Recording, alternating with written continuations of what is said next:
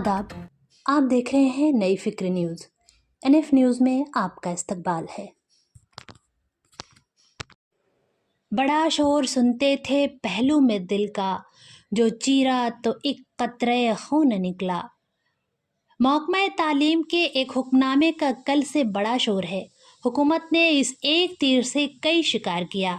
Chief secretary की सदारत में एक कमेटी बनाई गई है जिसमें ये कहा गया है कि रियासत के ग्रांट शुदा और बग़ैर ग्रांट के मुख्तलिफ तालीमी इदारों, संस्कृत स्कूलों और मदरसों को उनके नज़्म नस्क के लिए दी जाने वाली माली इमदाद, साथ ही वहाँ काम करने वाले तदरीसी और गैर तदरीसी मुलाजमीन की तनख्वाह से मुताल्लिक सभी पहलुओं के लिए मुकर्ररा वक्त पर जायज़ा लेने और मसाइल को हल करने के लिए चीफ सेक्रेटरी की सदारत में एक कमेटी को तश्कील दी गई है, जिसमें कहा गया है कि ये कमेटी हर महीने मज़कूरा तालीमी इदारों का मसाइल का जायज़ा लेकर उनको हल करने की हिदायत देगी।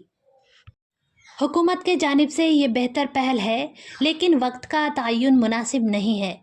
अनकरीब इंतखाब होने वाला है, जिसकी मुनासिबत से ये फ़ैसला लगता है।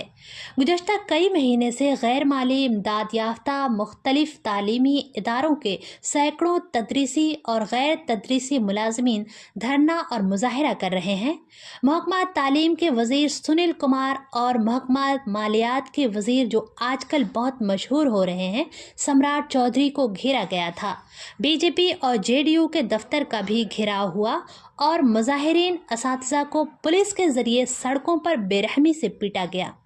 इसी दरमियान मलहका मदारिस के हज़ारों असातिज़ा के खून ने भी जोश मारा।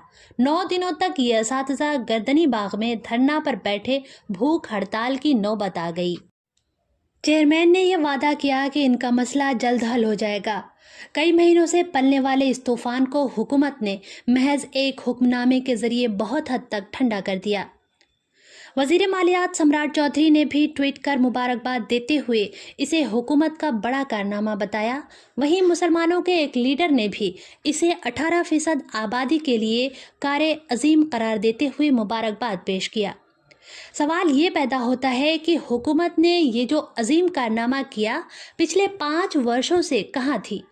क्यों करोड़ों असातिज़ा की नाराज़गी का एहसास नहीं था? क्या ये इंतखाबी झुंझुना है और क्या लाखों असातिज़ा मुतमईन होंगे?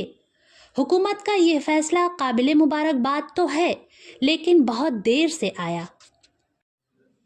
मुस्लिम असातिज़ा के दरमियान जो इस कमेटी के ताल्लुक़ से मदरसों के जुमला मसाइल के हल होने की जो गलतफहमियाँ फैलाई जा रही हैं, उनकी हकीकत कुछ और है।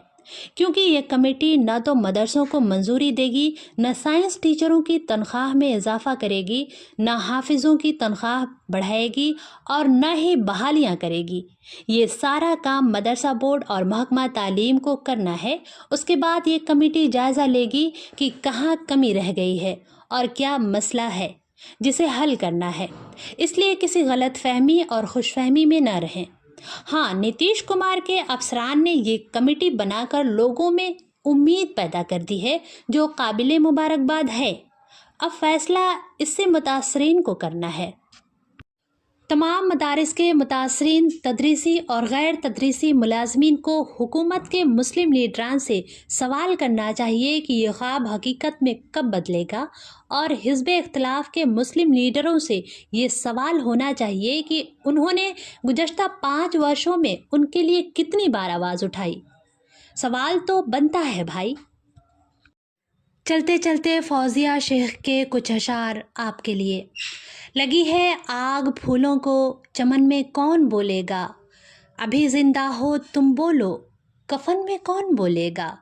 ज़ुबानें काट दोगे सब अगर सच बोलने वाली, हुकूमत जुल्म की होगी वतन में कौन बोलेगा?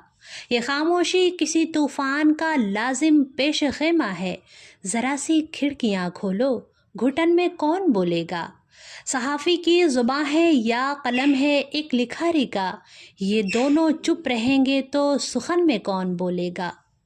ये कोशिश कैसी लगी? लाइक, सब्सक्राइब, शेयर करें और कमेंट के ज़रिए हमें ज़रूर बताएं कि ये प्रोग्राम आपको कैसा लगा। इससे हमें हौसला मिलता है। आपका शुक्रिया।